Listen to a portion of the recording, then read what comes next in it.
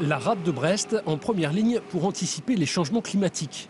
La station biologique de Roscoff s'intéresse particulièrement à la question. Chaque mois, Sophie Martin et 2 étudiants en thèse embarquent à bord d'un bateau du CNRS afin d'effectuer des mesures et des prélèvements. Leur zone de prédilection, des bancs de merle.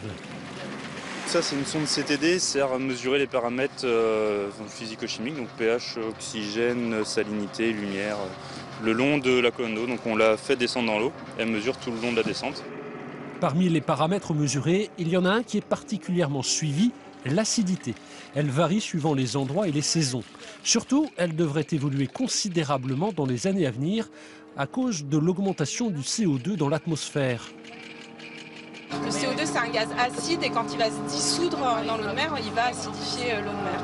Et on s'attend à ce que d'ici la fin du siècle, on ait une diminution du pH de l'océan qui soit d'environ 0,3 unités. Alors ça paraît pas beaucoup, 0,3 unités, mais en termes d'acidité, ça représente un doublement de l'acidité de l'eau de mer.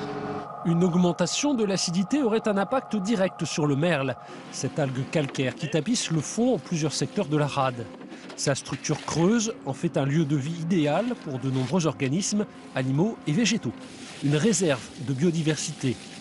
Donc on recrée en aquarium des conditions de pH et de température qu'on va avoir d'ici la fin du siècle. Et dans ces conditions-là, ces algues calcaires, elles ont vraiment du mal à produire leur squelette calcaire, voire même elles se dissolvent. Donc ça veut dire que c'est des bancs c'est des algues qui sont vraiment en danger.